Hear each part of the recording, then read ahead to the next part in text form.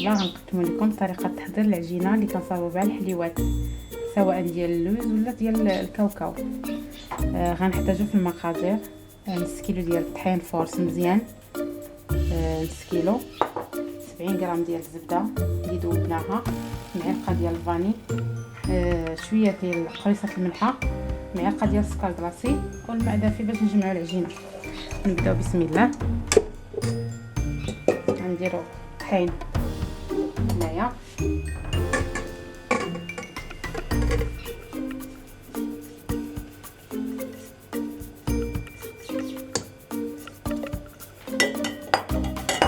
طحين غنديرو قريصه الملحه،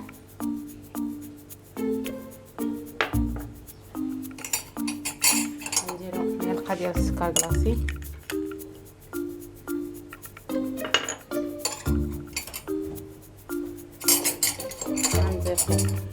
معلقه ديال الفاني،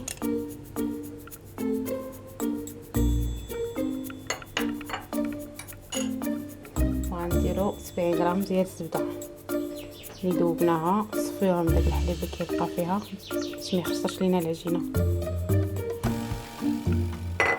غنديروهم في الماكينه. غنبداو بسم الله.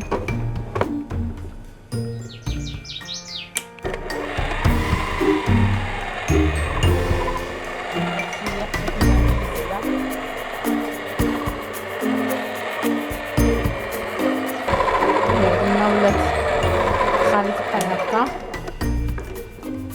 بحال هكا بعد ما ولا الخليط بحال هكا غنزيدو الماء على حسب الدقيق النوعيه ديالو. بعض المرات كيكون الدقيق كيشرب، بعض المرات كيكون الماء على حسب. غنزيدو بشويه بشويه.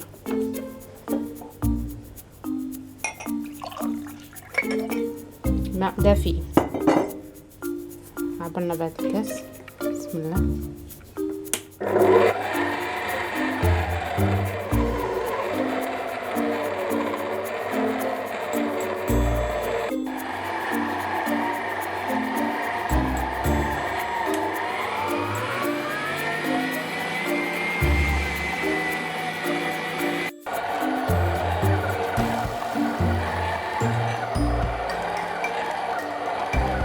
العجينه هاهي كما تشوفوا، العجينه ديالنا هاهي الشكل النهائي ديالها هو هذا.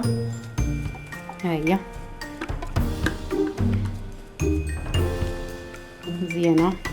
انا هذا دابا كاس ونص ديال الماء اللي هزات ليا في الخليط على حساب هاد الطحين.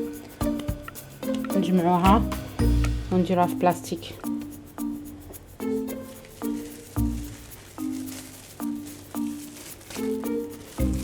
نخليوها ترتاح واحد نص ساعه في الثلاجه، عاد نرجعوها نخدموا بها.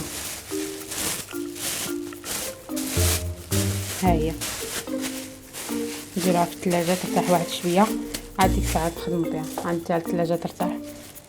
كنتمنى تجربوها ويعجبكم الشكل ديالها ان شاء الله.